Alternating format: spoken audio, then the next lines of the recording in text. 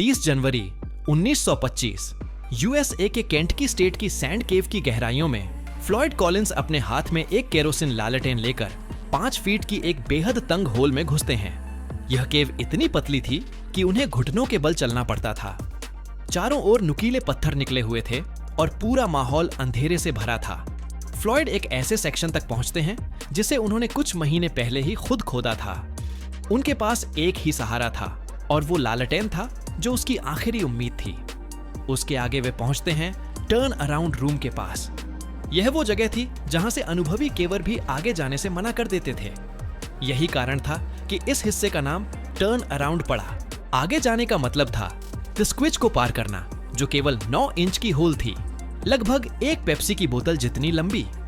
Floyd खुद को अपने पैरों से धीरे धीरे इस होल में जाते हैं और उनके कपड़े नुकीले क्रिस्टल से फट रहे थे। केवल अपने पैरों के सहारे वह आगे बढ़ रहे थे। वे एक वाइडर ओपनिंग तक पहुंचते हैं जहां एक लेस थी। उसे पार कर उन्हें 10 फीट नीचे उतरना था। रस्सी को पत्थरों से बांधकर वह नीचे उतरते हैं। यही वह जगह थी जहां फ्लॉयड एक नई ओपनिंग खोद रहे थे ताकि वो एक क्रिस्टल चैम्बर तक पहुंच सके। यह चैम्बर सफेद और प्राचीन क्रिस्टल से बना हुआ था, जैसे किसी दूसरी ही दुनिया में हो। महीनों से फ्लॉयड इसी जगह को खोजने के लिए काम कर रहे थे। आज वह अंततः वहां पहुंच चुके थे, लेकिन जब वे वापस लौटने लगे तो एक भयानक दुर्घटना हो गई। फ्लॉयड की लालटेन गिरकर टूट गई और अब वे 60 फीट नीचे पूरी तरह अंधेरे में थे। तभी उनका पैर एक लूज पत्थर से टकराया और 15 किलो का पत्थर उनके पैर पर गिर गया। वह हिल भी नहीं पा रहे थे। पत्थर उनके ऊपर गिरते जा रहे थे और वह एक बेहद ऑकवर्ड पोजीशन में फंस चुके थे। अब उनके पास केवल एक ही रास्ता था, मदद के लिए चिल्लाना। आखिर कैसे गिरा उनके ऊपर पत्थर? आइए जानते हैं पूरी कहानी, जिससे आपके रोंगटे खड़े हो जाएंगे। फ्लॉयड कॉलिंस का जन्म 20 जून 1887 में केंटकी के एक छोटे से गांव में हुआ था। केंटकी की केव सिस्टम, विशेषकर मैमथ केव, दुनिया की सबसे बड़ी केव सिस्टम में से एक है। केव टूरिज्म इस क्षेत्र का एक मुख्य आय का स्रोत बन चुका था। फ्लॉयड ने भी एक केव खोजी थी और लैंड ओनर के साथ 50-50 प्रॉफिट शेयरिंग की डील की थी। वह चाहते थे कि उनकी केव देखी जाए, इसलिए उन्होंने एक खूबसूरत लेकिन खतरनाक क्रिस्टल चैम्बर तक पहुंचने का रास्ता बनाना शुरू किया। वह दिन आया जब फ्लॉयड को क्रिस्टल चैम्बर मिल गया, लेकिन उसी दिन वह 60 फीट नीचे फंस गए। 23 घंटे तक वे मदद के लिए चिल्लाते रहे। 30 जनवरी की पूरी रात और दिन यूं ही गुजर गई। सौभाग्यवश प्रॉपर्टी ओनर्स एड एस्टस और डी बॉयल केव के पास आए। डी बॉयल का बेटा जूएल फ्लॉयड के कोट और टोपी को देखकर अंदर गया और टर्न अराउंड सेक्शन तक पहुंचा। वहां उसने फ्लॉयड की आवाज सुनी। अब फ्लॉयड का छोटा भाई होमर आता है। फ्लॉयड ने उसे पहले साथ आने को कहा था, लेकिन होमर ने मना कर दिया था। अब वह पश्चाताप में अपने भाई को बचाने के लिए स्क्विज होल को पार करता है। उसके पैरों ने फ्लॉयड के चेहरे को छुआ और वह समझ गया कि उसका भाई अब भी जिंदा है।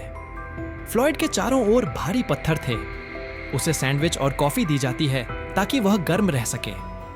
फ्लॉयड अपने भाई को बताता है कि उसने क्रिस्टल चैम्बर देख लिया है और कसम खाता है कि अगर वह बाहर निकल गया तो कभी इस जगह वापस नहीं आएगा।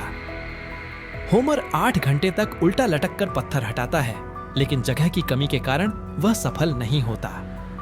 बाहर आकर वह देखता है कि 100+ लोग तमाशा देख रहे हैं। सभी तरह की अजीब बातें कर रहे थे कि कैसे फ्लॉयड को बचाया जाए। विलियम मिलर, एक रिपोर्टर, वहां था। होमर की बातों से प्रेरित होकर वह केव के अंदर चला जाता है और फ्लॉयड से मिला। वह फ्लॉयड की हालत देख रिपोर्ट करता है और कहानी राष्ट्रीय स्तर पर फैल जाती है। तीसरा व्यक्ति रॉबर्ट वर्डन फ्लॉयड तक पहुंचते हैं। उसे कॉफी, खाना और दर्द निवारक टैबलेट देते हैं। फिर होमर, मिलर और रॉबर्ट तीनों रस्सी से फ्लॉयड को खींचने की कोशिश करते हैं, लेकिन वह दर्द के मारे चिल्लाने लगता है। इतना मेहनत करने के बाद भी विफल रहता है। अब फ्लॉयड का कॉलर गर्म रखने के लिए उसमें बल्ब लगाया जाता है। इंजीनियर उस बल्ब की पावर वायर से जोड़कर फ्लॉयड की सांसों की मूवमेंट को रेडियो एम्पलीफायर में डिटेक्ट करने में सक्षम हो जाते हैं। रेस्क्यू ऑपरेशन तेज हो जाता है। Superintendent Carr, Michael, high tech machinery और प्रोफेशनल ग्रुप्स के साथ रेस्क्यू का नेतृत्व करते हैं। लक्ष्य था 55 फीट नीचे खुदाई करना। अनुमानित समय 30 घंटे का था, लेकिन 144 घंटे बीत चुके थे और खुदाई पूरी नहीं हुई थी। अब धीरे धीरे मौसम बदलने लगा, बारिश और ओले गिरने लगते हैं। भीड़ अब 10,000 प्लस हो चुकी थी। Stall, Ferris wheel, church groups, drugs, शराब, ये एक मेला गर्दी बन चुकी थी।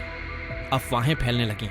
कुछ कहते थे फ्लॉयड बाहर आता है, कुछ कहते थे यह सब फ्रॉड है। बारिश के वजह से काम धीमा पड़ गया। फ्लॉयड की सांसों की मॉनिटरिंग भी बंद हो गई। अंततः 16 फरवरी, 17 दिन बाद फ्लॉयड की बॉडी मिली, बट वे मर चुके थे। बाहर सभी लोग सदमे में थे। रिपोर्ट्स के अनुसार वे 3 दिन पहले ही मर गए थे। यदि रेस्क्यू 3 दिन पहले पूरा होता तो उन्हें बचाया जा सकता था। उनकी बॉडी वहीं छोड़ी गई और केव को सील कर दिया गया। फैमिली ने घर पर उनका अंतिम संस्कार किया, लेकिन केव के मालिक ने अवसर का फायदा उठाया। बोर्ड लगाया, कम ऑन विजिटर्स, सिर्फ 50 सेंट्स में देखिए। सैंड केव अब टूरिस्ट अट्रैक्शन बन चुकी थी। वर्कर्स को पेमेंट तक नहीं मिली। 1926 में विलियम मिलर को रिपोर्टिंग के लिए पुलित्जर पुरस्कार मिला।